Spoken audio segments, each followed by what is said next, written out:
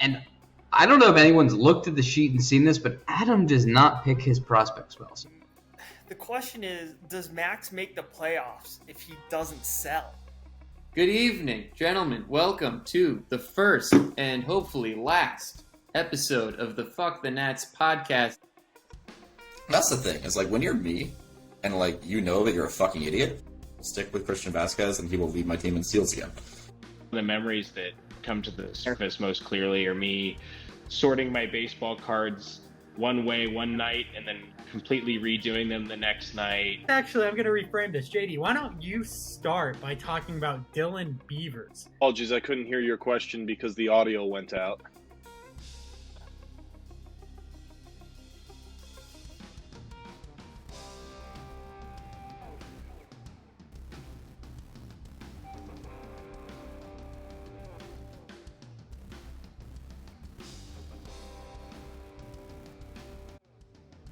Play at the plate.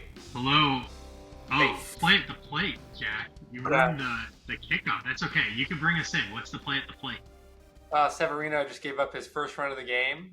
Single to left field, scoring Estrada. Estrada batting. I don't know who scored. RBI single, Estrada. Giants up 1-0. Logan Webb win territory. Irrelevant teams. Giants are mildly Grading on Suicide Watch if he started Severino. I don't know if he did. He did. Yeah. Severino's actually looks okay, but well, the FTN podcast. I got Jack. I got Jacob. This is the Seattle pod. I didn't even bother asking Sean. He's out in Africa. We'll be certain to catch up with him when he's back. But for now, this is the Seattle crew. Jack, you still look like you're in your Bainbridge Island place. So why don't you tell the people what your upcoming plan is? Because you got a move coming up, don't you? I'll be moving to the DC area to catch some games with the resident belt holder, the best commissioner, Mr. Adam Green. But yeah, I'll no longer be part of the Seattle crew. Which is pretty disappointing because I think West Coast time is the best way to watch baseball. You can start watching at like 4:00 on a weekday, and that's really, really great. So biggest thing I'll miss, I think, is that. The 10 a.m. start time on weekends is really nice. Not That is for the East Coast games, right? Mm-hmm. We don't have a lot of East Coast members in the league anymore. Probably when we started the league, it was a lot of East Coast because we had the 3 New Yorkers. Mm-hmm. I started Chicago. living in Ohio when we started the league. I was in Chicago, but there was at least 1 or 2 other people in Cincinnati. But we are definitely skewing more west all the time. Probably just like the U.S. is in general. Okay, but baseball talk. We have some things to cover. Ben's not on the podcast this week. He gets a nice week off. I do have his power rankings, though, so we'll get to see where he has teams being released. I'll let Jack and Jacob give their reactions a little bit to my starting pitcher rankings that I published today. And we are going to do a tier list as well for Jack and Jacob to rank their own starting pitching staffs in the league. So that's going to be fun. But let's start with the 3 big storylines this week. I think first and foremost, I think coming out of last week, which was yet again another really close week for the league, we've seen just 5-5 and 6-4 just over and over again. That's actually going to be one of the other storylines. But, let's kick things off by talking about Vinny, kind of assuming the number 1 record in the league. And I think he's right there with Braden. No, Vinny is the number 1 record in the league. That's what I thought. Is he the number 1 team, guys? Because he's certainly looked the part early on. I'll let you go ahead, Jacob. I mean, his team's good. I already had to deal with him.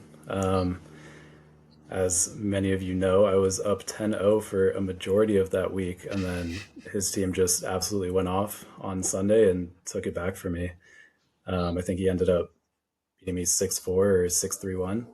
So his team is really solid. He's got, good pitchers across the board. His offense is solid too. A little bit of injury risk. His team's banged up, but definitely a threat this year. He's, if I was to say, well, I'll save the power ranking for later, I guess, if we're going to get into that. But he's definitely in the top tier. I don't think there's really like a big three anymore. That was a lot of the chatter that I heard like coming into this season. There seems to be some other teams maybe moving up into that top tier. Maybe some teams moving down as well. He is the only team to, not only has he not lost a game, he hasn't tied a game. He has won all 4 weeks. The scores have been blowouts, 8-2, and he's had some close shave victories against good competition like JD. He took JD 6-4, and he's beaten Jacob and been 5-4, 1 and 6-4. So very hot start for Vinny. Something that I think in the past, and Jacob, you're not going to be familiar with this history, but Jack, just thinking about Vinny's had some slow starts to the season. It usually becomes something where JD races out of the game. We come into a season fully healthy. In the last few years, JD's team fully healthy is probably the best in the league. And then, injuries can happen. And so it allows, maybe JD trips up a little bit and Vinny can maybe make up some ground. But JD's just kind of sprinted out to these huge division leads at the beginning of the seasons. This year, it's Vinny doing that. What do you think, Jack? Can he keep it up? How long is Vinny going to take first place into the season? I think not very long. I don't think. I think in a couple of weeks JD will pass him. I think he's both the presumptive wild card team coming out of that conference. But I also don't think he's a particularly threatening team. I don't like the pitching that much. I think Ranger Suarez is a fine pitcher. I don't think he's the number one pitcher in Major League Baseball. Michael King's okay. Stroman's okay. I'm going to quickly looking at his team here. With guys like Cole and Javier down, it sounds like they'll both be back, although I haven't really seen the newest on Javier, so I could be wrong if it's more serious than I thought. I don't know. Hicks, Evaldi. I honestly think that Christopher Sanchez is the best pitcher on his team, which sucks because I traded him to him. But I actually kind of believe that, at least while those other two guys are down. So I find the offense mostly like kind of par for the course in the league. I don't think it's up in the top. I think it's solid, and it's been solid for the last couple of years. I don't think anything's changed there. I think it's a good team. How many more matchups do we have this year compared to previous seasons? Is it two more matchups? Two extra. I think this is a 100-win team, but 100 wins is going to mean something different. And I think that, maybe a team could come out of the new division and challenge him for the wild card, whether that's a Graydon or a Jacob. I don't think it would be Ryan, personally. But I think 80% he's going to lock in the wild card, but I don't think he's a serious division rival for JD. Early thoughts on your early thoughts, Jack, on the trade that you executed, because it was one of the big blockbusters of the offseason was the Randy Arozarena and Luis Castillo trade. And was Christopher Sanchez a part of that one? I guess where are your thoughts right now on, is that a good trade for both teams? Because I guess just give me your initial reaction to that trade, 4 weeks into the season. Yeah, I think it's a good trade. I mean, the headliners have been bad. Castillo stabilized in a big way last week against the Rockies, and I think Castillo, all of his peripherals look excellent. I think he's going to be a top pitcher in the league and be just fine. Randy's looked pretty bad, but he ebbs and flows. Like, that's just kind of the player he is. He's hit 20 homers and stolen 20 bases, I think, for 3 consecutive seasons, and just been really solid, and I expect that to be true. Seabold hasn't pitched this year. I got a little BAM on my side, which has been useful for me to add a few guys. I think the most interesting player so far has been Christopher Sanchez, who I included as somebody who I considered like waiver wire replaceable. Like, he was somebody who wasn't assured a rotation spot at the time. And you're frozen, Drew. Are you still there? Mm-hmm. I'm here. I'll make sure we didn't lose you. He wasn't assured a rotation spot, and he just kind of leaned on this really good changeup. And that changeup has gone from a plus pitch to one of the best offerings in the league. And he pitches for a good team. I think he's quite good. He's still the third best piece in the deal, but I think it'll depend on, if Castillo, as I expect him to, continues to have like a Castillo season moving forward. And if Randy has a Randy season, I think it might lean in Vinny's favor at the end there. I still won't be upset because it's like you balance out your team with different pieces. And I felt like I needed a guy who was going to give me 180, 200 innings. Like that's what I wanted. Anyway, I think it's interesting to watch. Yeah, just a couple of things to hit on there, right? So for those of you who don't know, Christopher Sanchez was picked up probably middle of last season, passed around on the waiver wire a little bit. Now an integral part of Vinny's team, as Jack said. He's a Phillies pitcher. He's got a 2.95 ERA, so he's doing quite well for himself. I love that you mentioned Luis Castillo stabilizing against the Rockies last week. Seems like the entire Mariners franchise stabilized against the Rockies last week. And the Reds. Reds and Rockies. Yeah, we had a couple of good series. Well, we'll get into the Mariners for sure coming up, but there's nothing like let me getting just a jump series into the against the Mariners. Rockies. Real quick, I just want to jump in the Mariners and say they're now in sole possession of first place in the American League West. So where does that put the Mariners in the power rankings? That's the real question. See, that's what I was gonna say. I'm like, when you said that earlier in the group chat tonight about the Mariners potentially taking first place, I'm like, I thought they were doing really bad, and then I thought about, who have they played recently? They are. They played the Rockies. The AL West is just a total shit show this year. I mean, the Astros, everybody knows about their issues. The Rangers don't look like themselves right now. Mariners are just picking up the scraps, somehow scraping by, because they have not looked that good either. And I've watched almost every Mariners game. Well, we will. I would love to deep dive a little bit more into their pitching staff with you guys, so we'll do that in a little bit. Just to finish off the Vinny conversation, I think the real scary part for the league is that the guys that Vinny's getting contributions from, they're not the guys that you'd expect. To your point, Jack, it's Christopher Sanchez. Jackson Merrill has been a stud. Michael Busch went and hit like a home run in 6 straight games. Salvador Perez, he's having a career year in his advanced stages of his career. It's amazing to see. What's crazy is that Austin Riley and Manny Machado, the two big stars here, haven't even really gotten going yet. When they get going, it could be even better. One thing I will note, the pitching staff, a little concerned with you, Jack, on that one, because Max Meyer should be up and should be producing, and the Marlins just announced they're going to have him pitching 3 innings at a time down in the minors until like the second half of the season. So big blow to Vinny. Lots of hope for the future, but that's got to sting a little bit. Hopefully he's not the difference in a close division race over here in FTN. The second story to get to, I think, coming out of last week is a guy who is, I think we all thought he was going to be the worst team in the league, and he just simply isn't. And I'm not sure he is. I think even going forward, I would have him higher up in the power rankings than we would have had him. But Ryan Ulrich out here, only 2 losses. He's posted a win. He's posted a tie. And he's had not the easiest schedule. He's already had a game against Adam. Jacob, he's your division rival. What do you take from Ryan's start? Is he to be taken seriously?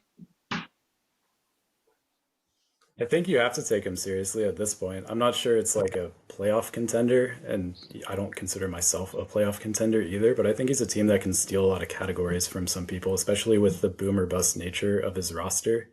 Guys like Ellie, I think everybody knew coming into this season, he's like the epitome of boom and bust, and he's been booming so far. He just basically single-handedly destroyed me last week. So his team's got a lot of guys like that. Definitely guys that you got to watch out for. You can't just coast when you're playing Ryan, like I think some people might have thought at the beginning of the season. Yeah, Jack, I think one of the most interesting things about Ryan's roster is, I think, coming out of the expansion draft, it was very clear with like Walker Buehler, Jordan Montgomery, Graydon was looking to compete now in pitching categories. Jacob, we were a little bit less bullish on the pitching staff, but we're like, he at least has got some established veterans. Some people in this league were really excited for Andrew Abbott. He's looked good this season. But I think that, we at least thought Jacob with some really good in-season management could compete week to week on pitching. I don't think anyone had on their radar Ryan Ulrich posting the league's best ERA through 4 weeks of the season, and it's not close. He's pitching to a 2.6 ERA, and second place in the league is at a 2.9. No one else is below 3. His pitching staff has come out of nowhere to be elite, and guys, it doesn't have Paul Skeens yet. Jack, what does this mean from a pitching front? I think it's an absolute flash in the pan. I think he will finish with above 4.5 ERA by the end of the season in FTN. I think Paul Skeens will be pretty good. I think he'll probably be worse than Jared Jones, which is more a testament to Jared Jones than it is against Paul Skeens. But looking at some of these guys, guys like Blackburn, Javier Assad, Sean Manaea, Tristan McKenzie pitching through an elbow tear. I don't think these are serious pitchers. I think it's more reflective of a hot start than anything else. I think Kikuchi's, he's a fun pitcher, and he's been pretty solid. That's good. Luis Gil is intriguing. He's, probably walking through too many guys, but he's still okay. And Barrios has been one of the more impressive pitchers, I will say, that I've watched this year. I had a lot of guys starting against him, so I've watched him start 2 or 3 times, and it's looking like Barrios might be on pace for a career year. I don't have the advanced figures in front of me, but he's looked much better than he used to. I haven't seen a version of him this good, so I think he got a real hit there. But otherwise, I think the staff, as it kind of should be given the poor quality options that were available in the expansion draft, I think it will be the worst in his division. So it's not, I think it's really going to fall off by the end of this year. So we'll see if that's a bad take, but I don't think it's good at all. One quick note on Paul Skeens. Last week in his one minor league start, he went 3.1 innings with 8 strikeouts. Just insane. I thought you were going to say 10Ks. I thought you were going to say 10Ks. It may as well have been. Okay, yeah. Either way, we'll see what happens with Ryan. I rank this stat pretty high. We'll get your guys' reaction to those soon. But the third biggest story, and this is kind of highlighted by what's happening with Ryan being better than expected and Vinny being way better than expected. Guys, we have parity. And this is so interesting because Jacob earlier, a few minutes ago, was talking about how, there's no longer maybe this quote unquote big 3.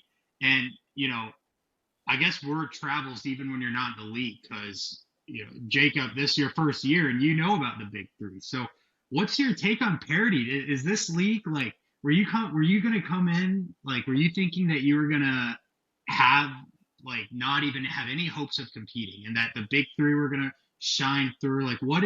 What's your reaction to the level of parity we've seen so far? Is it more than you thought? Yeah, it definitely is. I was expecting a lot less parity than we got, and that's kind of, I wouldn't say regret, but it's kind of making me rethink the strategy that I employed in the expansion draft, which was very much kick the can down the road a little bit. I was not trying to compete this year. That's pretty obvious with my draft choice and some of the trades that I made. But now I think even though the talent pool was fairly slim in the expansion drafts, I might have been able to grab a few guys and make a little bit more of a splash. I'm still sticking to my guns, I want to see this mini rebuild through, and I don't even consider my team a full rebuild. I have a lot of guys that are going to be breaking into the MLB this year, just waiting in the minors right now. But yeah, I'm curious what would have happened if I had kind of gone the more Graydon route and drafted more MLB talent. You've had some really tough opponents so far. I mean, you've played Vinny, the best team in the league. You've played a rising Ulrich with the hottest Ellie De La Cruz possible last week. And then your first 2 weeks of your career were against your fellow Seattleites, one a member of the Big 3, and one, if there's a Big 4, it's Sean included in that. I played Sean's team. I played Sean's team when he was actually healthy too. I just want to put that out there. When Mookie Betts was still a 500 hitter. Yeah. Mm-hmm. So and you get Sean again this week, and you get Jack next week. It's for being in the opposite conference. You're staying close in Seattle these early days of the season. But yeah, Jack, parity. What do you think? Are you impressed with the new ownership? Are they making the waves in this league that you're yes, let's go. I finally feel like I have some worthy competition and no longer competing against Ben and Drew. Those scrubs. I can't wait to extend my win streak against you here in a few weeks. The thing that stood out to me most about the parody is the really aggressive streaming of pitchers. We saw some really good streaming yesterday. This includes from you, Drew. I think the Bryce Elder pickup was good. Jacob had Suarez and Paddock picked up yesterday. Both pitched. Did you get 2 wins out of that? I did. Yeah. Like, did Bamlord Dave or Joe DeMonte or Laffy ever pick up 2 pitchers for a Monday two-step and get 2 wins in one day? No, they never did that ever. So I think that like the waiver wire is as thin as it's ever been, which is as it should be. I think that it reduces the options for some of the more aggressive teams historically. People like maybe me and Adam and JD, maybe it is that big 3 to really kind of do some waiver wire arbitrage, which I think we can't really do anymore. That's definitely good for the health of the league. And I think all of them have managed reasonably well. They've all performed pretty well. I mean, Jacob's had, like you said, a rough schedule. But it's definitely good for the state of the league. Yeah. I think there's going to be a lot more. The waiver wire is going to start to thicken a little bit when a lot of these pitchers come off the IL too. You're already starting to see some come back. I know you've got Wu coming back in a couple weeks. There's a lot of guys that are recovering from whatever injuries they had last year in the off season.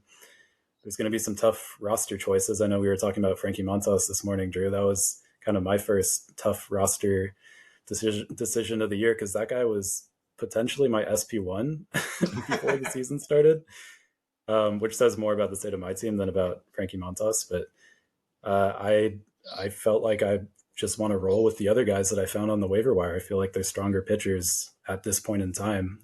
Had to make a tough choice there. It's wild. If you're looking to offload more Great American Ballpark pitches, you're not going to find a bigger Andrew Abbott fan. And then I already have my waiver claim in on Montas. I think the second place NL Central Cincinnati Reds by the end of the season will finish with a winning record. I want those double-digit wins from those guys. But Jared Jones is the best pitcher in that division. Going to lead the Pirates to that title.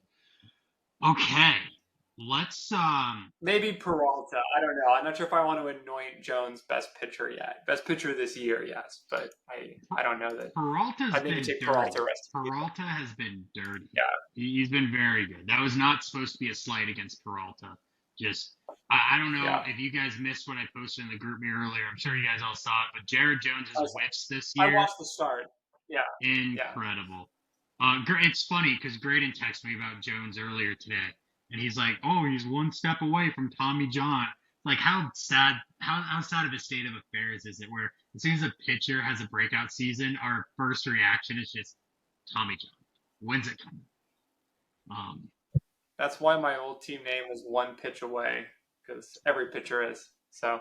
I mean, on that topic, Jones is basically exactly what I was hoping Ricky Tiedemann would be before the season started. And as of 3 days ago, Tiedemann is on the IL with elbow inflammation. So it goes.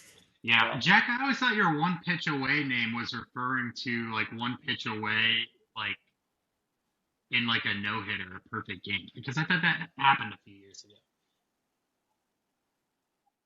No, it's from some baseball podcast I listen to, but their line is every pitcher is one pitch away from essentially catastrophic season-ending injury. So I see. All right, well, let's look at Ben's power rankings. React to those. We'll do a deep dive on the Mariners, and then we'll wrap this up by having you guys do a tier list, and then giving kind of any of your anything else you guys want to talk about. We can hop into those.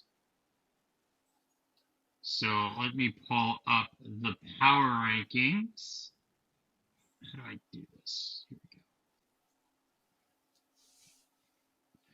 All right, you guys want to go top to bottom or bottom to top? Bottom to top. Bottom to top. So we'll unveil the final 3 teams. Ben has them. No changes this week to his bottom 3. It's Jacob, Harry, and Ryan. Fair or unfair? I feel like Ryan's a little low. He just beat Jacob. Like, I don't know how you can justify that. I think. Go ahead. I think this is definitely the bottom three teams. I definitely wouldn't argue that. Um, Brian did just beat me. My pitching staff is such a disaster right now. I don't even know if I would put myself above them. That's just where it is. Yeah, I think these three teams are pretty comparable. Honestly, I don't want to like pick apart like 10, 11, 12. I think this is clearly the bottom three, and it could be any order you choose. I was pulling up last week's. Okay. I think, I'll just weigh in really quickly. I mean, if power rankings are a reflection of like the absolute most recent performance, I think you'd have to put Ryan above Jacob, especially given his divisional standing too. I mean, it's both recent performance and the whole season. Rest of the season, I like Jacob over Ryan, but I'd probably drop Jacob a little bit. And I think nothing. It's not even really a dig on Perry's team necessarily. Like I think he's kind of doing the things he's supposed to do, and his team. I had a perfectly close matchup with him, so it's capable of being, I think, pretty decent. But I think maybe I'd put Perry down at 12, and I'd switch Jacob and Ryan. Yeah, Perry is interesting. The team is so young, and I mean, each week it's like, oh, Anthony Volpe's good, Anthony Volpe's bad, Edward Cabrera's injured, Edward Cabrera's back, and he's the best pitcher on earth. Jack Flaherty is getting strikeouts, but he's allowing runs. But he could do both. Hunter Green could do it. Yeah, so it's very interesting with Perry. I don't think he's as bad as last year's record-setting team where he had the worst record in league history. I don't think anyone's approaching that level of badness this year. Similarly, I don't think anyone's approaching a winning percentage record total this year either. Let's look at 7 through 9. So, Jack, he has put himself over you, correcting a mistake from last week, which in hindsight was clearly a mistake. I would have supported it going into the week, of course. Why did I say that? You lost a bit. That was 2 weeks ago. So I mean, I think it was week before last. So I think week 4, Bean was coming off a pretty commanding victory over me, and then last week I beat Max pretty badly, and Bean lost. I think it wasn't very close. That's what it was. And Ben set the record with 11 RBIs in a normal week. And it was embarrassing and horrible. And then he talked all this shit about winning strikeouts, and then he won by one single strikeout because the Rockies were too wussy to leave in their starting pitcher on a Sunday afternoon baseball game. So yeah, Jack, Ben, Max. Actually, ironically, all three of you guys kind of feel like they're the same tier to me. I kind of like this. I think you could have 7, 8, 9 in any order here, but I think they're clearly above 10, 11, and 12. And I'm not sure they approach into the top 6 quite yet. Jack, your record is what it is. It's also been the easiest schedule, in my opinion, and there are some statistics out there that back that up. I think this is an acceptable portion of the rankings. I think, Ben, you have the bottom 6 teams. I'm not sure if it's the right order. Let's look at 4, 5, and 6. He moved me up when I barely scraped past in my week. What do you think, Jacob? Graydon, he's got the second best record in the league, leading your division. I don't think Graydon should be at 6. I think I would swap Graydon and Max, honestly. Leave Jack and Bean sandwiched in there. Graydon's team, I think, has been pretty lucky. We were talking about it before the show. I've been running some little analyses behind the scenes, trying to come up with a way to score luck. So isolating your pure performance against what your record is. That turned out that Graydon is the luckiest team in the league. I'm not saying he's a bad team. I'm just saying his record is not representative of the skill of his roster at this moment. And I think Max is kind of in the opposite situation. I don't think Max has necessarily been unlucky, but I think his team's just pretty competitive, especially offensively. He's really lighting up the scoreboard in runs, home runs. he's a threat every week. I don't think his team can be discounted. I know he's been indicating that he wants to, maybe sell some players, so we'll see what his strategy is for the rest of the year. But at this moment, I think Max can definitely compete. He just picked up Byron Buxton, dropping Andy Pajes, although by the end of the season, maybe both will be on his roster. What does Byron Buxton have left in the tank, Jack? I've not been following Buxton closely. Has he been healthy, or is he just unhealthy? Has he been bad? What's his deal? He's healthy. He's just not that good anymore is the main issue. He's playing really good center field, and he can't hit the ball. I kind of feel like he might improve. I haven't looked too deeply into him, but I kind of give him the benefit of the doubt. And I don't know what Maxo's exact roster situation is and why he needed an outfielder. There were probably better options available, but there probably wasn't a higher upside option. So if this is like a fourth outfielder utility kind of guy, it might be a decent speculative addition. And I think he's always a potential contender. I don't really see him as one seriously, but it's within the realm of possibility.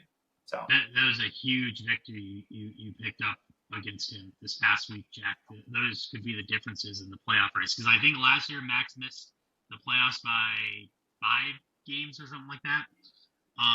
Very close. I'll give Ben credit here for being early on, I think, moving Sean down last week, but kind of being proven correct as we watched last week unfold. Sean no longer looking like the number one team. Not really sure what's wrong with him there.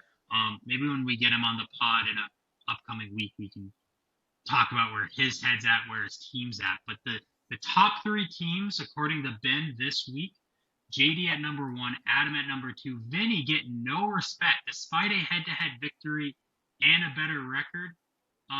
Vinny down at number 3. Did Ben get this correct? Jack, I'll start with you. It seems like it's an inconsistent methodology. I think you have to put Vinny number 1 if you're going with current performance so far this season as the guiding theme for your power rankings. He beat JD, he has the best record, and he's always historically been a good team, and he was projected to be a competitive team. So I would put Vinny number 1. I would put JD at 2 and drop Adam. Not a real slight on Adam's team, but he's almost out of starting pitching. He's only got, a few guys left who are, not under the knife of Dr. L, a trash right now. So I would drop Adam and put Vinny at number 1. I agree with Jack that this is inconsistent methodology on Ben's part, but I think he actually got the top 3 right and in order. This is exactly how I would put it too. I think JD's team is the best in the league. It's relatively healthy right now. I think Adam's team is what I would have put number 1 preseason, but there's a lot of health concerns there, similar to Sean. And I would put Vinny number 3. I think he's earned a spot in that top 3. And if he can keep it going, if he can keep getting the production out of Bush and Merrill and those guys, then his team's going to be up there all season. Absolutely. Very interesting as always. Ben will continue to produce these. We'll have him back next week, and he can try to defend some of his takes. I think maybe now would be a good time to get into the Mariners. Let me give you my take, and then I'll let the experts take over. Don't be fooled. I am no expert, despite what my shirt says. I personally think Logan Gilbert's the best pitcher on that staff. I'll leave it at that.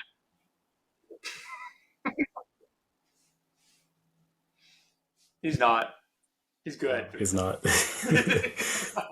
He would be the best pitcher on a lot of staffs around the MLB. I'm not denying that. He's a fantastic pitcher, and I mean, he just threw today another fantastic start. Mm-hmm. He has genuinely looked better this year than he's ever looked before. I think he's always had the talent. It's always just been a matter of consistency with him. There's always like a one mistake inning historically that has blown up some of his really good performances. This year he seems to be a lot more consistent. His command is much better. He's almost at like Kirby level command, which is just crazy. I mean, the Mariners are just blessed with an amazing top 3: Castillo, Kirby, Gilbert. I think almost any team in the MLB would dream of having that top 3. and we're still at 500 because our offense just cannot hit the ball. Yeah, I think we're at 10. We're at 10 starts now with a team ERA of like under 1.2. 10 consecutive games was our team's starter ERA, to clarify. So it's an awesome staff. We get Wu back in probably 10 days, 2 weeks or so, if his schedule goes according to plan. I think Miller's been the bigger surprise because, like, Kirby and Gilbert had some rough starts to the season, but they've both turned in, kind of redemption starts, and they've looked very good, and we expect them to continue to be good. Miller's been extremely impressive, and I've kind of revised my opinion up on him. I had him as like in the like late SP 30s, and I've kind of pushed him about 10 slots or so up. He's looked really, really good. Gilbert, I mean, what I will say is I was texting Jacob about this. I haven't watched his starts this year until today, and I didn't really realize he was messing around with the cutter. And that pitch looked nasty. I mean, it was 93 with really good glove side movement, and it was fooling some guys. So that's a cool tool that I'll like want to observe a little bit more. But I still think he's kind of the SP3 on the team. But again, he'd be an SP1 on a lot of teams. He's a very good starter, and he can certainly go on a bender and like end up being the best pitcher this year. I just don't think that's his true talent. The thing about Gilbert too is he's so tall and his extension is so ridiculous. Like you look at Statcast, you can look this up. I'm pretty sure he's number 1 in the league on extension. It's like him and Glass now, or maybe Ober. Yeah. So he's throwing 96 with his four seam, 93 with the cutter. That looks a lot faster in the box. If he can locate that pitch, which he's been doing so far this season, it's basically unhittable.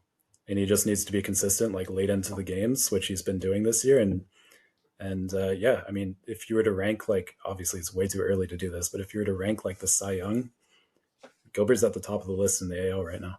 And by the way, you were right. He's 100th percentile extension. Ober's 95th. So and he throws a lot harder than Bailey Ober does. So that's pretty cool. I would have expected Glass now to be number 1. I'll look into Glass now. His delivery is a little interesting. Let me see where he's at. He's 99. Okay, he's right there. He's right behind him. Yeah. With all that being said, though, I think Jack and I both might share this opinion that George Kirby is the best pitcher in the Mariners staff. Yeah. I think John Duong would share that opinion. I think Adam would share that opinion. I think there's a lot of league winners in FTN who would agree with that opinion. It sounds like the clowns don't agree with that opinion. I'm interested. Emerson Hancock, Ryan Wu. How much shine is left on those guys? What can they give the Mariners going forward? I think there's a lot of shine on Brian Wu. I think Brian Wu, we were hoping was going to have like the Mariners have produced each of the last. This is Gilbert's 3rd or 4th season, Jacob.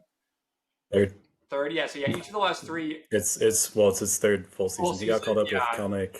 It was 2020 COVID year. Each year we got Gilbert one year, then we got Kirby, then we got Miller and Wu last year, but more of Bryce Miller.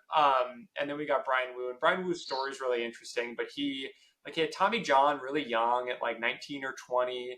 He'd thrown basically no innings before really excelling in Double A last year and coming up and pitching on a pitch count and an innings limit, but being really, really good. And he, like all the other Mariners guys, were tooling around with different, secondary offerings this offseason. But if he didn't have quite as good of a fastball as Bryce Miller, it was close. But he's always been understood to have better command than Miller and better secondaries. Now, we haven't seen him pitch this season. I don't know if his injury is going to affect his velo out of the gate, if he's going to be a little rusty.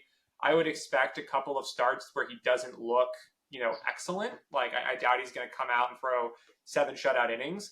But preseason, I had him as the number 4 in Seattle, which would be a 2 or 3 in a lot of other teams. He's 24 years old. So I think he's really good. He is the biggest injury risk of everyone in the Mariners staff, though. Yeah. Even before the season started, that was kind of the general consensus with his mechanics and with his history. Yeah. The other thing about him is he's you don't talk about platooning a pitcher, obviously, because you can't do that, but he's kind of he's like the Jack Sawinski of pitchers. he's really only good against righties, at least last year, or against lefties. Sorry. Um, if you can figure that out, if you can get like better secondaries to put away batters, it's gonna be dangerous. You talked about Hancock earlier. I think the general consensus with Mariners fandom is that Hancock is not really gonna be like a long-term fixture of our rotation, which is unfortunate because at one point he was the highest rated of that entire crop. He was above Gilbert, he was above Kirby. He just never really developed the commands that you see with the other guys in that starting staff, and that's continued to plague him into now his second pro season. He's just really struggling with the walks. Can't really spot the fastball. Yeah, when FTN started, I remember Hancock was the number one Mariners pitching prospect. Anyone else that we think that we should be really excited about in the farm ranks for Mariners pitching prospects? Know what Jack's gonna say. Well, so there was a extensive, I would call it like a press blitz with Jerry DiPoto and Justin Hollander, who's like is he the co-G? He's like assistant GM, or does he have a different title? I don't know what his title is, but he's DiPoto's right hand man. They're really in on this guy, Logan Evans, and Logan Evans was one of the worst pitchers in college baseball at the University of Pittsburgh, I think it was. He was bad. He had like in 3, maybe even 4 college seasons had like a 6 ERA. Really bad pitcher. And he's come into the Mariners organization. He was drafted really low and kind of reworked a lot of his pitches, and the organization is very high on him. So I made a speculative BAM acquisition for Logan Evans because he's starting in AA and he's 23, 24. He's the kind of guy who another guy gets hurt and he's in the rotation. If Wu gets delayed or something and Gilbert or Kirby were to be hurt, he's probably the next man up. There really isn't another guy who's a clear pick. We have Dallas Keuchel, who we signed to a minor league deal. So and Keuchel, Taylor Dollard's still around too. Yeah. So there's some guys who would maybe get like a spot start, but if there were an extended stay of absence in the rotation, he could seriously get a look this season. The organization's super high on him, and the organization has demonstrated that they can develop pitchers. He's not looked very good this season in the minor leagues. It's 3 starts, but he's been quite bad. I think most of the pitchers they've graduated to the big league level. All of the exciting Mariners prospects are position players for the most part now, which is good. So, well, you guys want to quickly touch on the offense, or is the Mariners offense better left untalked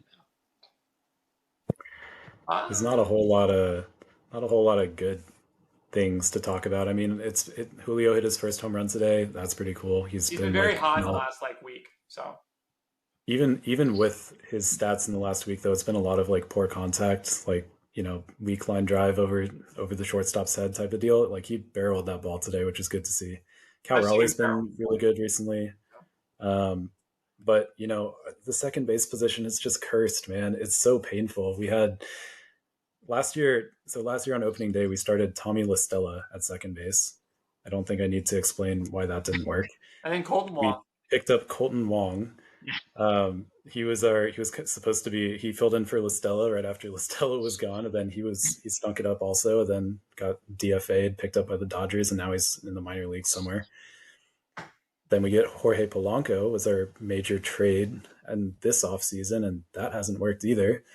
Obviously, Jerry's still out. There's still a lot of time for guys to turn it around, but when you got guys like Polanco and Mitch Garver, who are supposed to be like offensive centerpieces that we're signing, there's a big organizational push this season to like cut down on the strikeouts, have more like situational hitting, and it just has not worked at all. Like Polanco's like 4th in the AL in strikeouts or something with a career high K rate. It's just so bad and so sad. I was going to say Polanco and Mitch Garver is not who I would have gone for in that situation.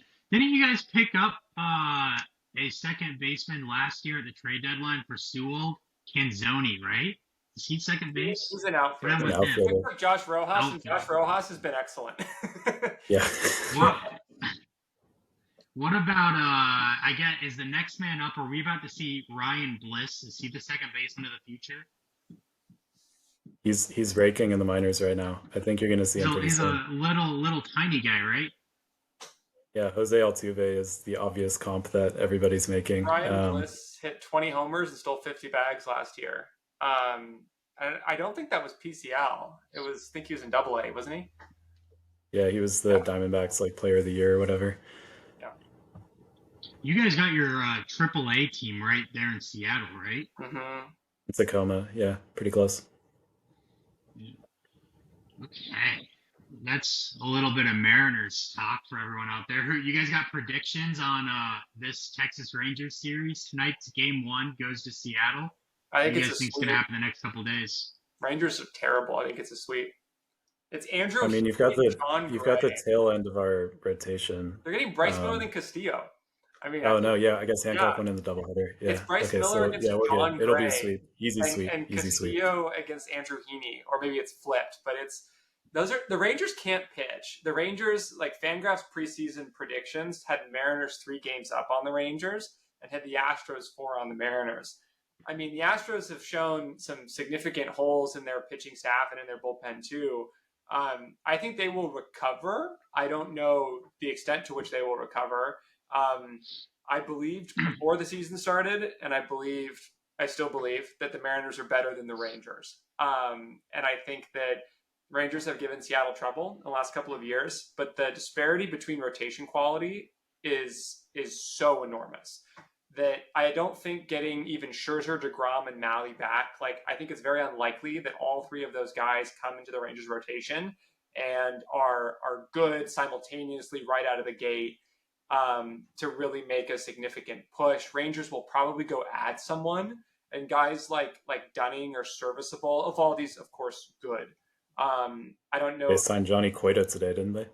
Oh, I didn't see that. But, I mean, I think Jack Leiter's interesting. I don't know, like, if he'll get it together fast enough. He was kind of missing a lot of spots in his debut. So, like, I'm just not in on the Rangers. I think Corey Seager is, like, the coolest player in the AL. So I love Corey Seager. But I think they are worse than the Mariners. And whether the Astros can come all the way back, kind of don't think so, actually. I think this might be our year if we don't throw. And we'll probably throw. So, I mean, that's usually what we do. So, I was the only person. I was just going to say, I looked back in the poll that we had in our group chat. I think I was the only person to predict the Mariners to win the division at the beginning of the season. And I'm gonna stick by that. The Mariners have been worse than I thought they were going to be, but now I'm actually more confident that they're going to win the division after seeing the Rangers and Astros. Yeah, Texas looks bad. Angels. They're the Angels and the A's we don't need to talk about. So the Rangers really needed to re-sign Jordan Montgomery. They didn't do it.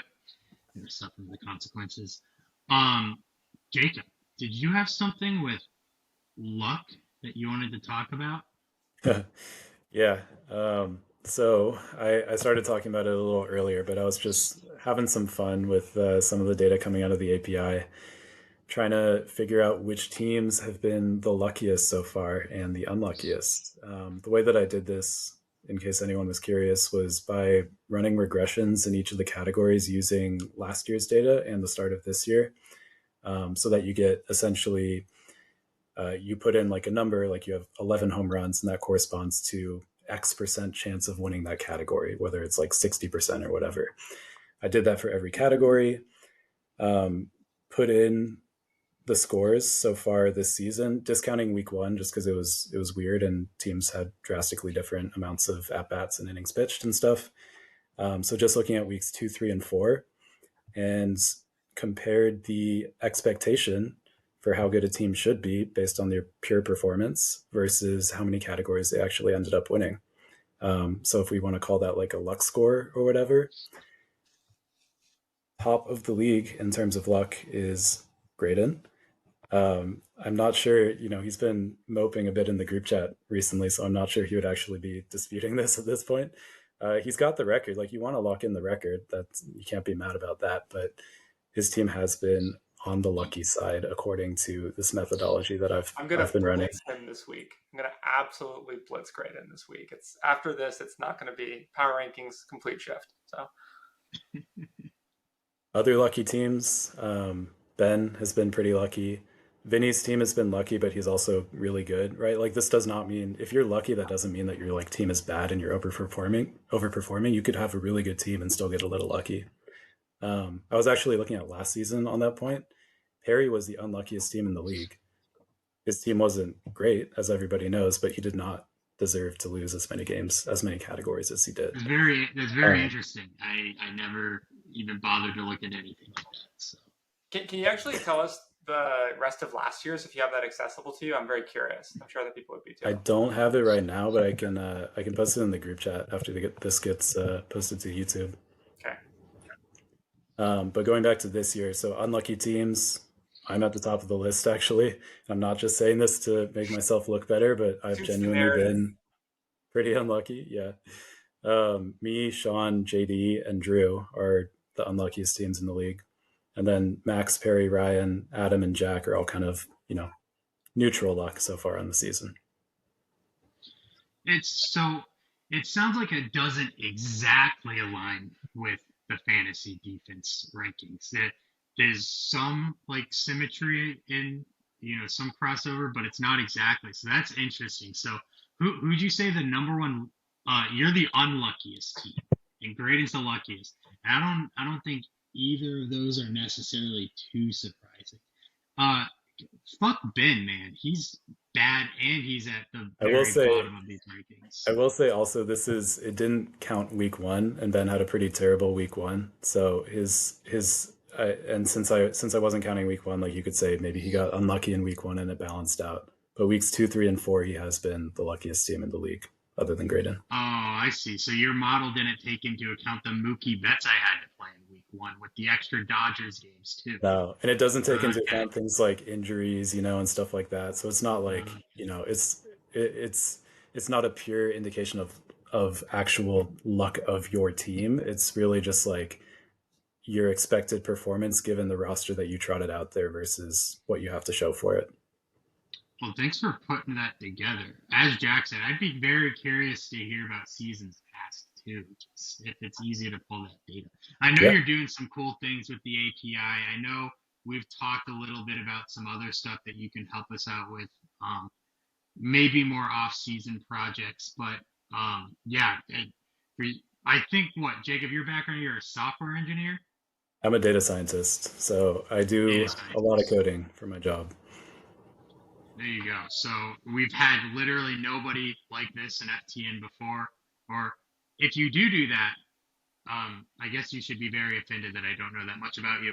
But I don't think so. I think I'm right in saying that no one else does this. So this is very cool. We're going to have some technological advances, get out of the stone age of maybe using Google Sheets going forward. But we'll see. Thanks, Jacob. Thanks for sharing that. Before we get into the tier list, is there anything else you guys wanted to kind of hit on, touch on, talk about, rant about? Jackson Holiday would be my rant, but I got Henry I've got Davis. serious. Yeah.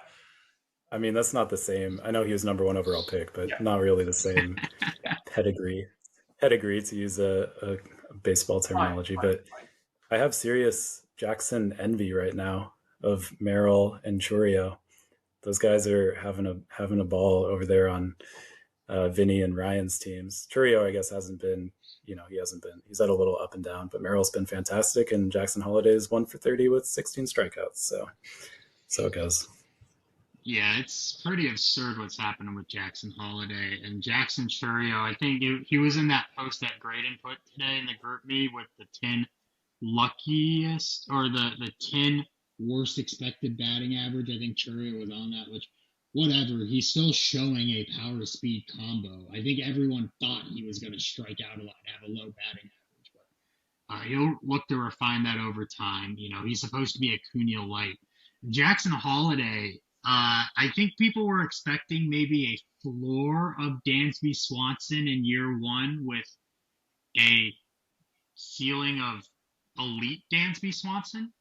Like he wasn't supposed to get a lot better during his major league career because he was supposed to come up and already be pretty dang good. I'm not like panicking or anything. Obviously, I've already had a few people reach out to me asking if they can swoop in and steal him from me. That's not going to Notably happen. Adam, I'm sure. It was literally Adam. Yeah. Well, the Orioles seem to do this a lot, where guys get to the major league level, they struggle, and then they spend some more time in the minors to come up. We saw that happen with the Milkman, Colton Cowser, doing the same shit last year, horrible, and now he's a god.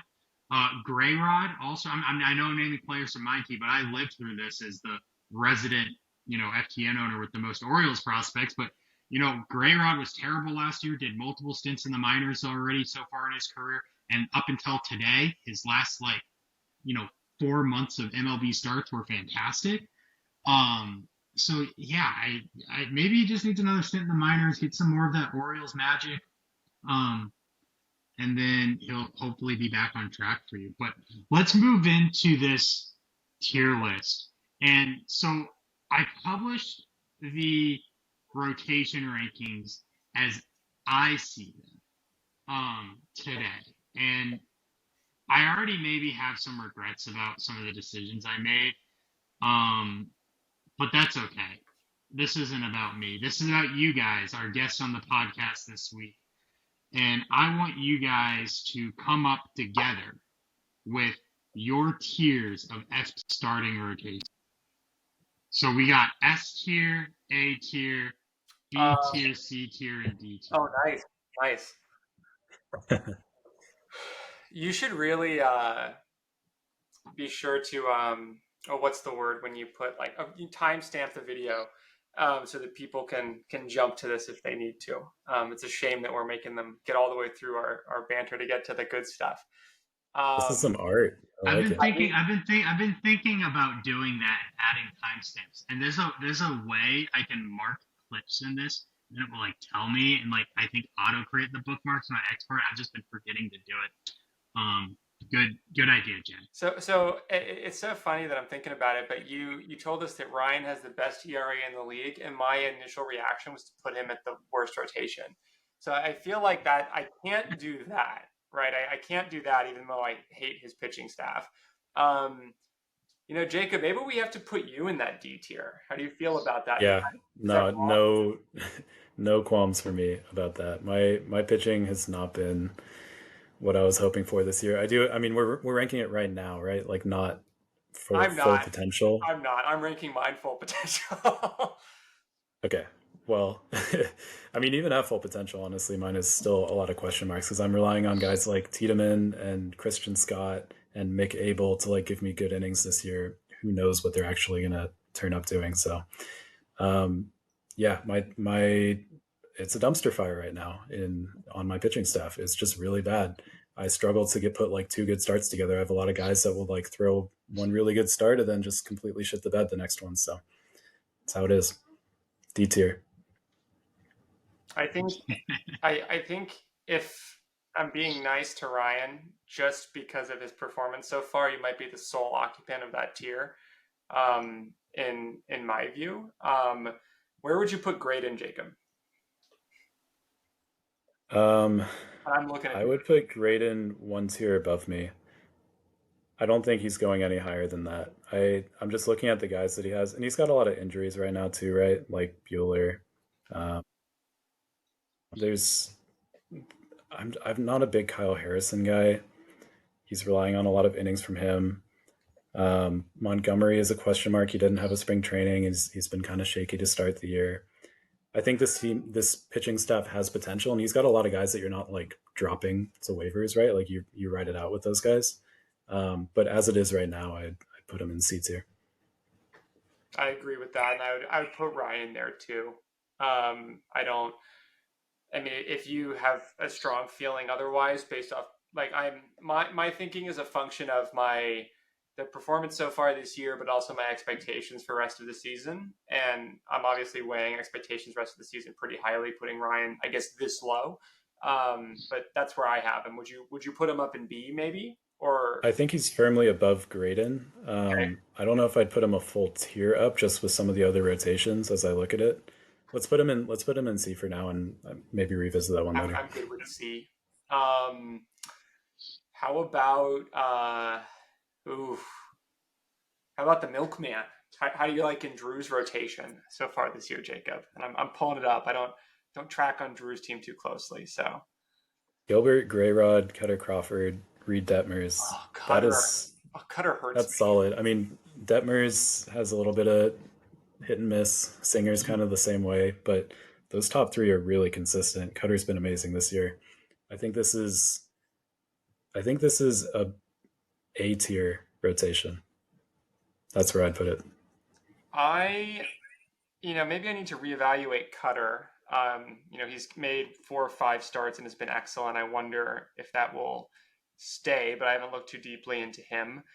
I know you just picked up Elder Drew, so don't read too much into that. Brandon Fott kind of still figuring things out. Not a Brady Singer guy. Reed Detmers is awesome. Grayrod is awesome. Logan Gilbert is awesome. I'm more in B than I am in A for Drew, but I can go either way. I'm not opposed to an A. Drew, are you an A or B in your own mind? If you put yourself in S, you're both. And tell you know what, if Grayrod hadn't had the start tonight, I'd say A, and Grayrod tonight single-handedly may drop me into B. It can go either way. I mean, just drag it to where you drag it. But I think you're right on that cusp of A and B. It's not as deep as it was. AJ Puck, I thought was going to be a legit option. Looks horrible. DL Hall, I thought would be a legit option. He looks horrible. These guys aren't even streamable. And Quinn Priester still is a 2 strikeout per 9 pitcher. It's ugly. I traded away Clayton Beater, who was my personal favorite as part of the Aaron Judge trade. I lost Lindolo.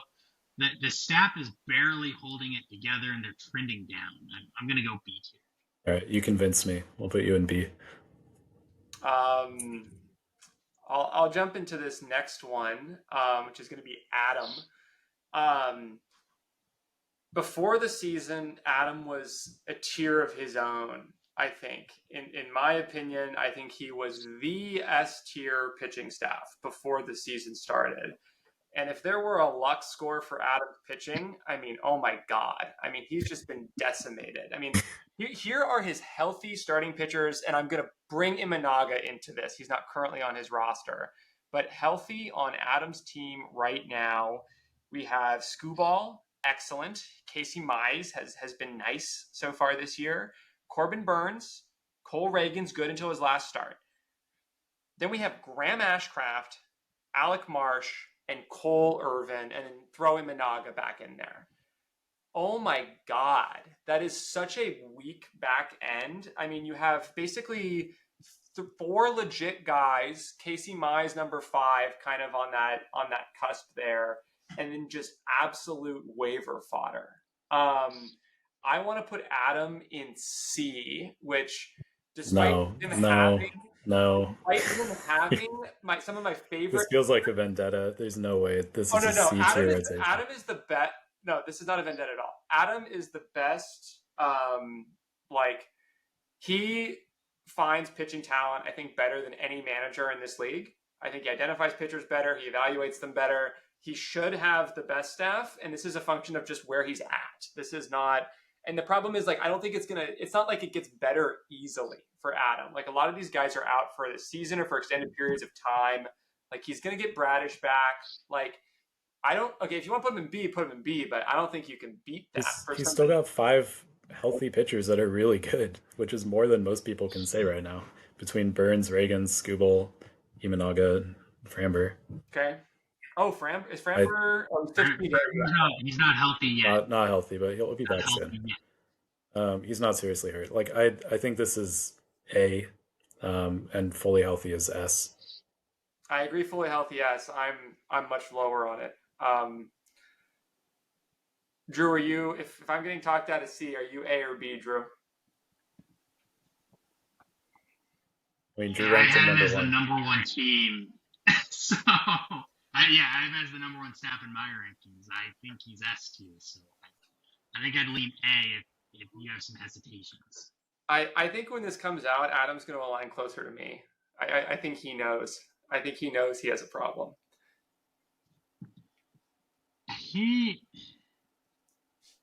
Corbin Burns, Cole Reagans, Tarek Skubal is the second best top three in the league.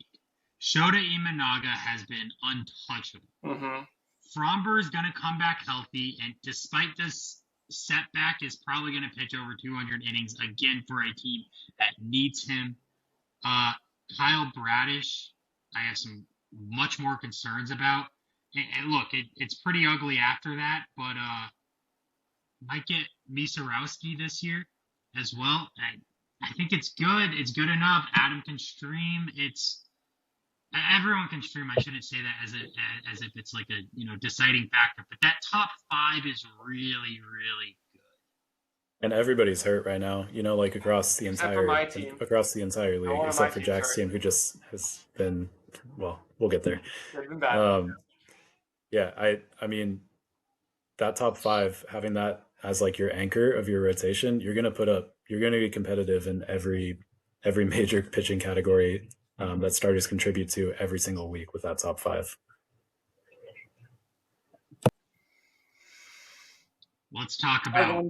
I wonder if that's true, but we can move off Adam. How about Sean? Sean. Incredibly interesting team to talk about, Jack. What do you think? He's your division rival. Mm-hmm. Who has the better pitching staff? Like I'm very curious to see where you rank our division's pitching stats. Pitching has been the hallmark and defining factor of our of Division 2. What do you think about it, Sean? I'll start with who I really like. I obviously really like Zach Wheeler, Pablo Lopez, Freddie Peralta. I mean, I think that maybe not everybody realized just how good Freddie Peralta was last year. Other than Blake Snell, Freddie Peralta was the best pitcher in the National League last year. I think, Logan Webb came in second in Cy Young, but I think Peralta certainly had a case there.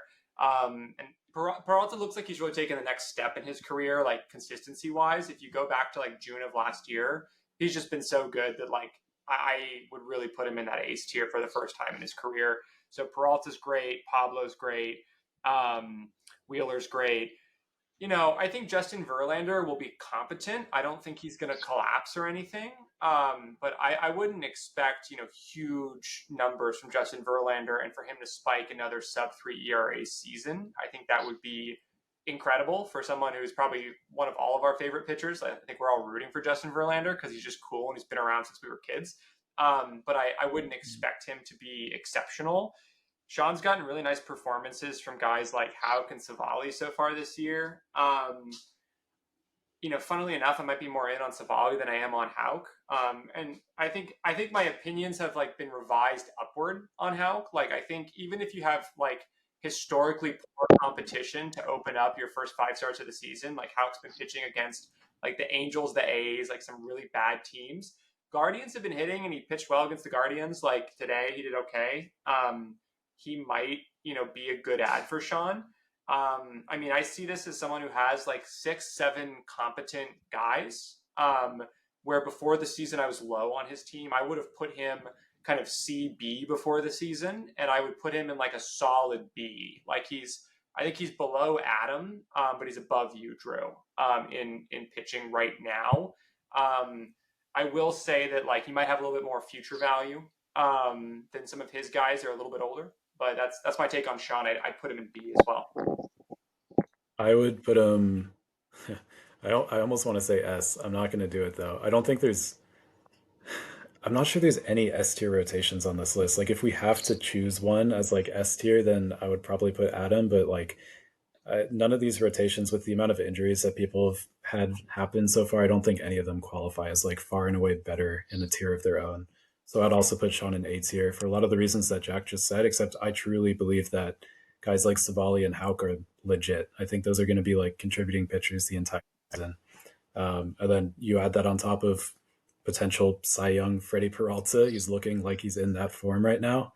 We haven't seen Yamamoto at full strength, but when he does, obviously everybody knows the talent there. Yamamoto. Okay, yeah. I think this is an A tier rotation for sure. I don't, but I think I'm lower on everyone than all of you. So I'm just jealous of everybody's pitchers because my rotation's so awful. No. One of my, I I'm not gonna say I love both of the guys, but I'm really a big fan of Drew Thorpe.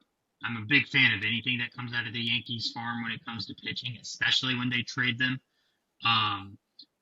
But I guess all I'm trying to say is Drew Thorpe, when he comes up, is just going to add to the riches here for Sean.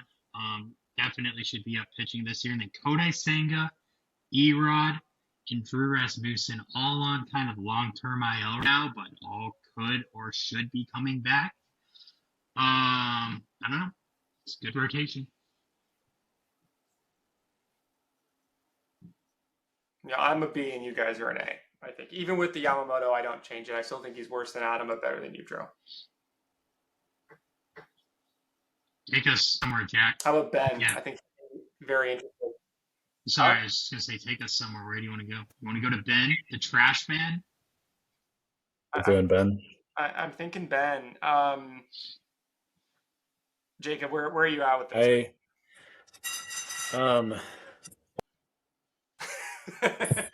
Sorry, my cat's automatic feeder is going off. Jack, you go while this. Okay. I see what Ben's trying to do.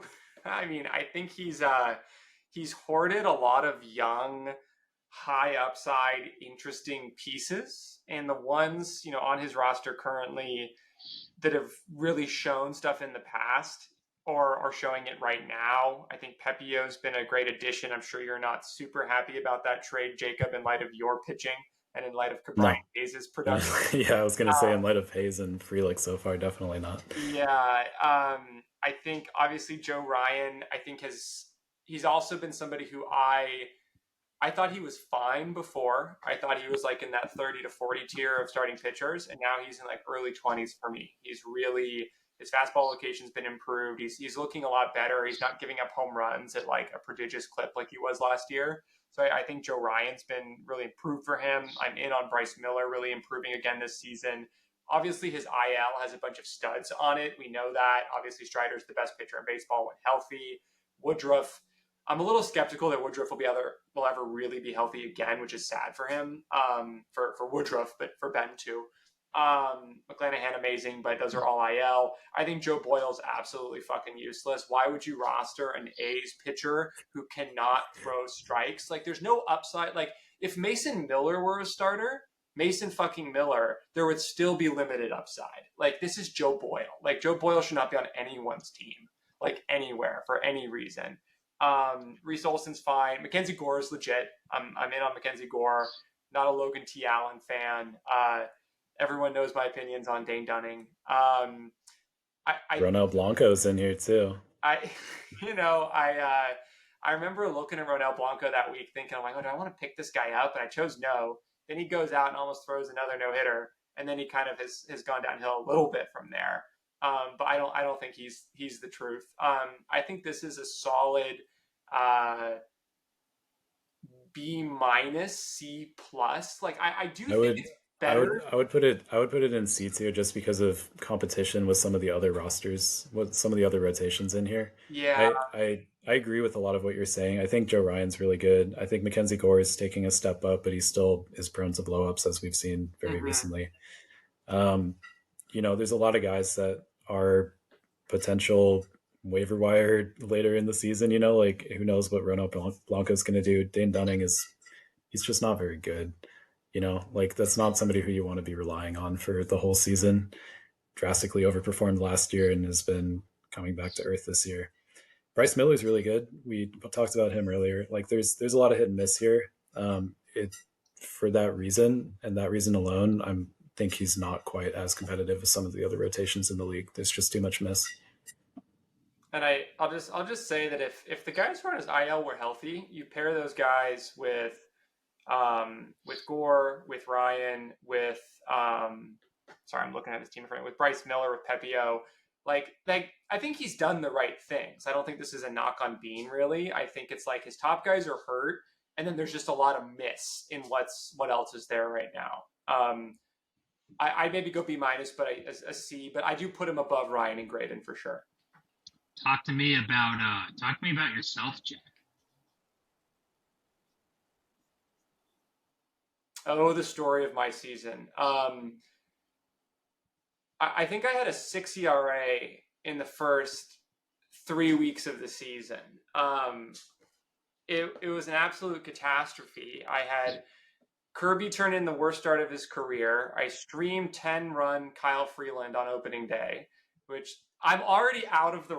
Even if I did everything right the rest of the year, by that alone, I'm out of the running for manager of the year. That alone, just I could win the belt and have all the big pickups. Dalton Varsho could hit 40 home runs.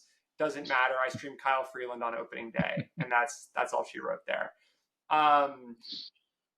That aside, all of my guys who were bad in the first 3 weeks have not had, in my opinion, their season-long outlooks materially changed by those performances. All of them have since turned in starts that are expected from pitchers of kind of their pedigree.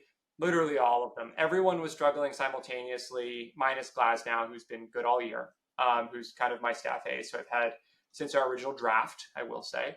Guys like Castillo, Webb, Kirby, Gosman, who were all staples of my rotation and their big league rotations. Gosman led the league in strikeouts in the AL last year. Webb, Cy Young runner-up. Kirby had a breakout season. Castillo was, top couple of guys in Cy Young voting in the AL. All of them were bad, and all of them, in my opinion, have stabilized. I think my pitching's a fucking F if you go by results so far this year, but I think that it is very solid at the top end, moving forward with going with Glasnow. I don't really care about the order: Castillo, Webb, Kirby, and Gosman. After that, it's interesting, and I think that how it shakes out will determine the rest of my season. I feel really good about that top 5. Blake Snell didn't really get a spring. He's made 3 poor quality starts since he came in. Blake Snell was droppable at this time last year, and even from a month on last year, he was droppable, and then proceeded to have a 1.20 ERA over his final 21 starts and win the Cy Young. So the Blake Snell experience is kind of its own thing. I'm optimistic about Snell. I have a fair bit of filler guys like Michael Waka, Turnbull, who's soon to be a reliever, Lance Lynn. I really consider them kind of filler. I'm getting Wu back, and I have, Keaton Wynn is somebody. Between him and Wu, they're both tagged, and I think Wynn has shown some interesting tools so far. Gonna glance at my team, make sure I haven't missed anyone. Why don't you just do all the minor leaguers while you're at it? Well, it's my team. I'm super familiar with my team. Like, you asked me to do my team, I'm going to do my team. I'd put myself in B, probably just above you, Drew. I expect to finish the season in A, but I don't think I can justify putting myself higher. Otherwise, I'd be weighing long-term way too much. Like, the way it fails is if, like, of all those guys, of my top 5, I'm most concerned about Kevin Gosman and his ability to miss bats. He just hasn't really looked all the way there. If Blake Snell doesn't really come back and perform, and some of these guys who are kind of filler now become waiver wire guys later, I'm going to be left with 4 starting pitchers. But as of right now, I have 10 guys who are healthy. Their pitching may enable me to compete in volume, and my ratios are stabilizing. So I feel pretty good. I think I'll probably overtake Adam and Sean by end of year, but as of right now, I don't think I can go any higher than B. Give us the abridged third party point of view, Yeah. Jacob. Where's Jack actually tiered? Glasnow good, Castillo good, Kirby good, Snell bad, Webb mediocre, Gosman mediocre. I think it's a B tier rotation. I agree. Webb and Gosman mediocre starting pitchers compared to other pitchers of the same caliber who we thought like at the beginning of the year. I've never been that big on Logan Webb. We've talked about this before. I just don't really believe. He just keeps producing 8 scoreless innings tonight. No one respects Logan Webb. Logan Leprechaun Webb. Come on. Great. No one I does. think this rotation good. Thank God, Graydon should sell high. It's a Graydon then. I think this rotation is good. I think when it's at full strength, it's very obviously underperformed this year. Like, it's way better than the performance that has been turned in. When it's at full strength, I think it's a very dangerous rotation. But until we have a little bit more more evidence that this isn't going to be a continuing trend throughout the year, I'd put it in B tier. I think we're on the same page. How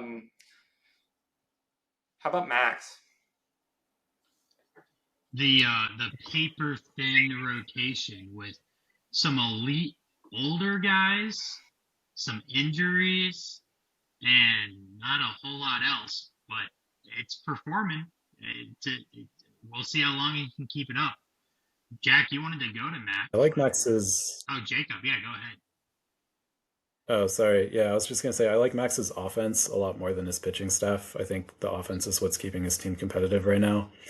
I mean, the pitching stuff has been good so far, but I just don't really trust guys like Heaney, Gibson, even Merrill Kelly to some extent, who's had some injury scares. Steele has had some injury scares, and I think generally acknowledged to have overperformed a little bit last year. Nobody knows what they're going to get when he comes back this year. Dylan Cease is really good. He's looking like he's thriving in San Diego now. Sonny Gray, yeah. So like the top is good. Those are guys that you can rely on. I'm just not seeing enough kind of, back end pieces to make this really a rotational threat. I would say like B minus, C plus. That's where I would put it at least. I would personally, I agree with everything. I'd put it as a C, but below Ben. I think there's not enough depth there. Like at some point you do need bodies. And he doesn't have bodies, and Ben at least has like some good top end, maybe a little bit of a worse top end in some areas, but he has guys that are going. That's where I have him. I don't know.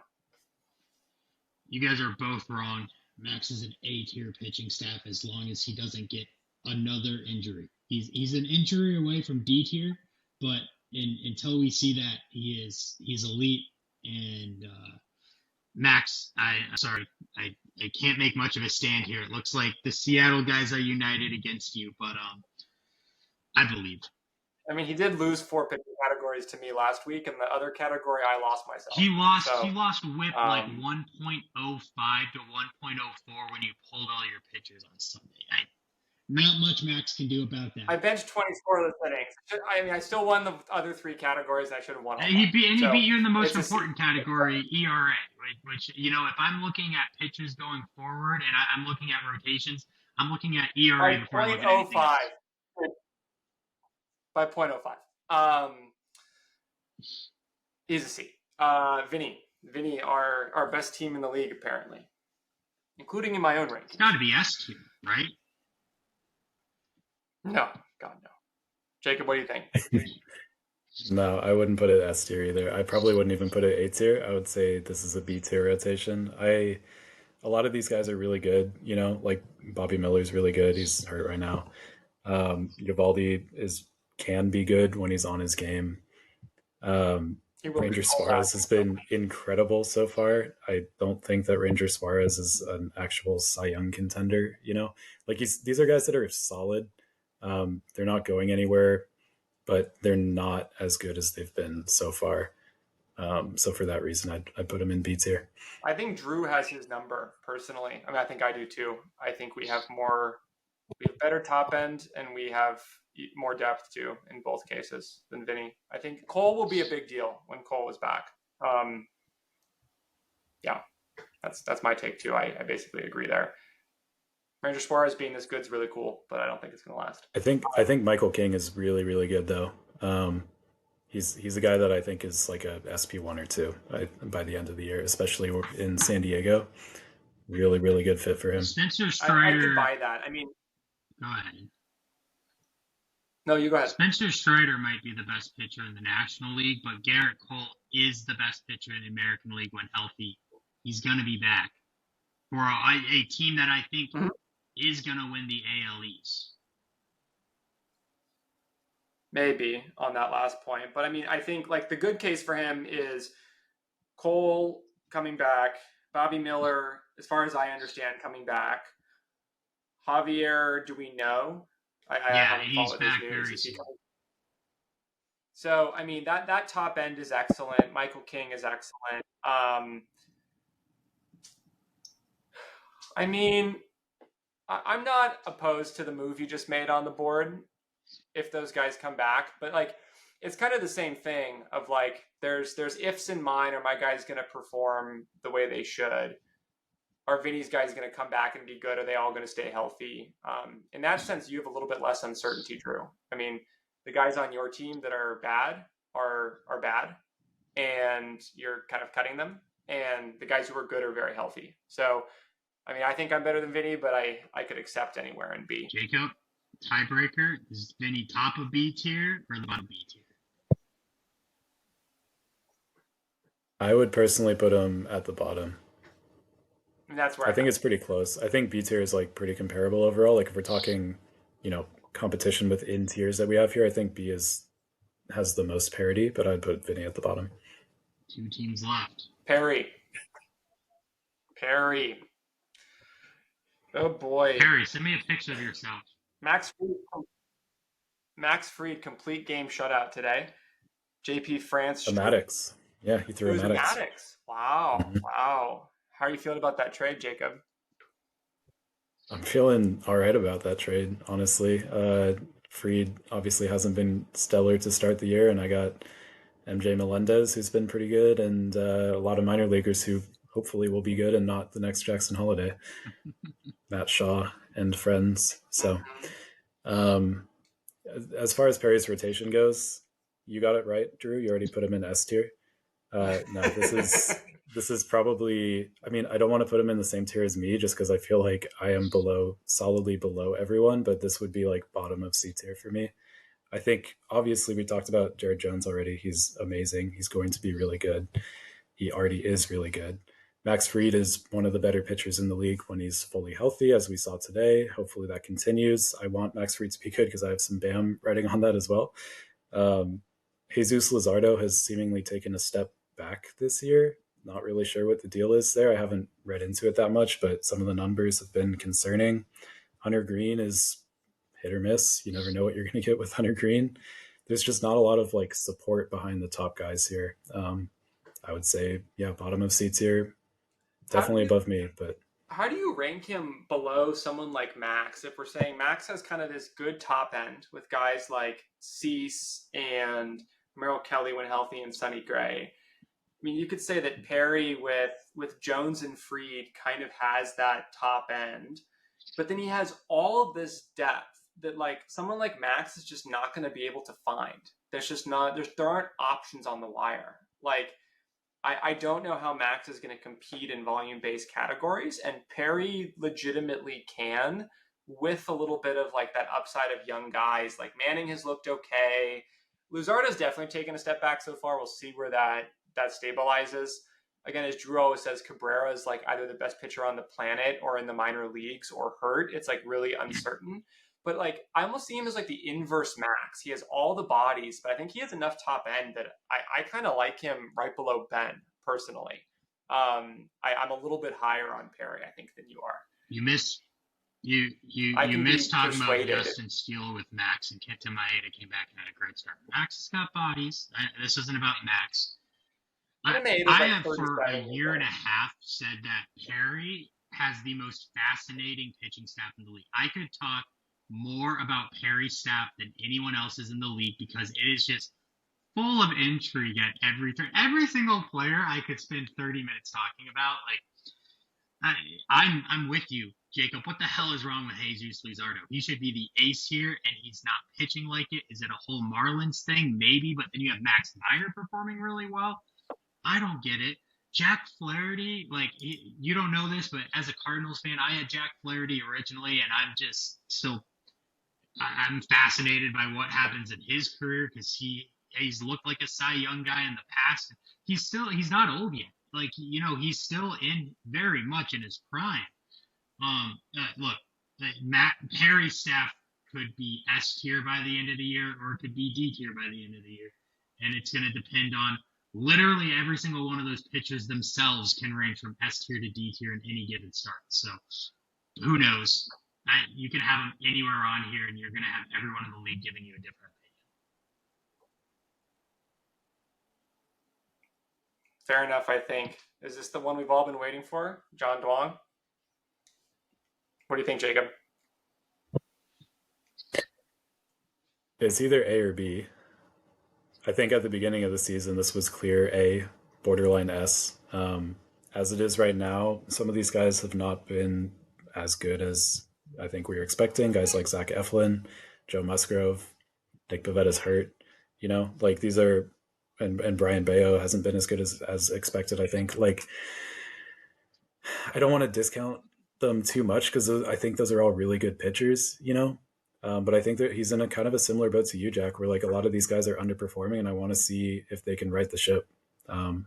Give them a few weeks, and if it turns out that this is all just early season fluctuations, and I think this team goes back into a borderline S tier. But as it is, I would say A. I mean, this is a function of me being much lower on Adam's current state than you. I think this is, if you had to go up against any rotation in the league, this would be the one you least want to play, which I guess makes it the best rotation in the league at this snapshot in time. I agree that Adam's top end is the most tantalizing and the coolest top 4 or so guys. But I would take JD in a matchup against him, pretty soundly at this point in time, largely because the guys are just healthy. And I think Eflin's actually looked just fine. I'm not really concerned about Eflin. His ERA is a little high, but he's got like a 1.05 whip, and I think he's looked okay. Musgrove has not been good. Crochet, very interesting. Never really liked Tanner Bybee. So, I mean, the fact that he's not been stellar does not surprise me. Guys like Gallen and Nola, though, I think are definitely rocks, and I just think he can win on volume. And I think there's a lot of like high K per 9 guys in here too, which is really nice to have. And I wouldn't know, but it's nice to have. That's where I put him above Adam, just because again there's not enough warm bodies on his team. And I would I don't think this is a permanent state of the rest of the season. But I think right now I'd put JD number 1 in the A tier. I don't think there is an S tier pitching staff either. But I don't think Adam has the quality, Sean is kind of in the middle, and then JD has the quantity in that tier right now. So I think he can go anywhere, but I'd put him at the top personally. Guys, I don't like it. Brand Bayo's having a true breakout season. But otherwise, Zach Littell, the gig looks like it might be up with him. Same with Garrett Crochet. It was crazy what he was doing. He's 12 earned runs dropped in 25% of leagues over the past week. Yu Darvish, Joe Musgrove, both might actually be at the washed stages of their career. James Paxton's one of the better pitchers here, arguably a month from now. That's not great. If I'm excited and I'm ranking JD in A tier, it's because I like what I see that's not on the roster. I like the Gavin Stone, Jack Leiter, Landon Mack, AJ Smith-Shawver, and Nick Frost. All guys who very well could be replacing half of those guys that I just mentioned that are trending down by the time we open next season. I think I overranked JD in my rankings looking back on it. I don't like it. I can't rank him A tier, but it's your guys' tier list. I mean, I have him clearly at the bottom of A tier for me. I think, like I said, same situation. You and JD, Jack. Like there's a lot of guys. This rotation is really good on paper, and I just want to see some more out of it. I guess I can be talked down from that perspective, but what Drew said about all the guys in the minors coming up is interesting to me. I don't know, maybe stew on that a little bit, but I'll drop him from above Adam. Fuck, does that mean in my personal rankings I have Sean number 1? Oh, that is terrible, because I hate his team. I mean, I love his offense. I hate his pitching staff, though. But like, I would put myself number 1 in my own ranking. So who am I to say? Oh boy. Okay. I mean, I guess we leave JD where he is. And that's it. That's the tier list. What do you think of our tier list, Drew? No S tier teams, and I guess that's probably right. And it's a byproduct of these pitcher injuries. What'll be fascinating is to see how it actually plays out. Look, we've seen crazy surprises with the injuries. Ryan Ulrich, for instance, should have been the worst pitching staff on paper, and he's arguably B tier. I think he's underranked here.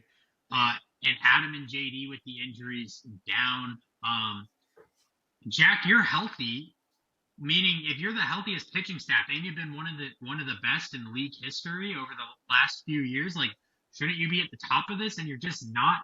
It's crazy. My take on this tier list is once we actually start getting some healthy rotations, are we going to revert back to the meta we had before? I don't know. I mean, I don't know if the healthy version of this tier list looks remotely similar to this or remotely to what we think it might look like in our minds. It'll be fascinating. Well, really quick, if you think about this for a second, if you look at the top 4 on that list, those are the big 3 or big 4 still, right? That's where we did kind of settle. And that's with a lot of uncertainty in those teams. That's with poor performance on my team. That's with JD, a combination of injury and poor performance. Adam, just terrible injuries. And Sean, kind of maybe a mixture as well, or maybe just a lack of depth there too. I think it's going to kind of look like this. And it's just maybe the position within tiers will change a little bit. Okay. Well, thank you guys for doing this activity, for joining the pod. This was a lot of fun. I might argue this was the best pod of the season. But the Perry pod was super fun to do. And obviously Ben and Ryan had a lot of fun last week. But yeah, the Seattle, we'll call it the Mariner pod. Sean wasn't here, but he's also not a true Mariners fan because his heart lies in the Rocky Mountains. But yeah, this was great. We'll have you guys back on soon. Any final things that you guys want to say? If not, we'll get out of here. I just wanted to say I'm having a lot of fun in the league. This is obviously my first season, so appreciate you guys inviting me in, and it's been a blast so far. I'm looking forward to the rest of the season. I'm not ready to say this league wasn't on life support. We had a great league, but I am very happy with what we've seen from you, Jacob, the new owners. I think everyone in this league, this is shaping up to be a banner year for FTN. I don't think there's a single favorite in the league right now, which hasn't been the case for a few years now. The parity's incredible. We're guaranteed to see at least one new playoff team because we're going to have somebody, a division winner from your division, which is all new owners. So this will be super fun. I'm trying to think ahead I think just Ben and I next week, and then I think we got the Yankee pod after that. So a couple of weeks we'll bring on Ryan and Vinny. We'll get some Yankees intel. That's going to be a lot of fun. But for now, thank you guys, and we'll see you all next week.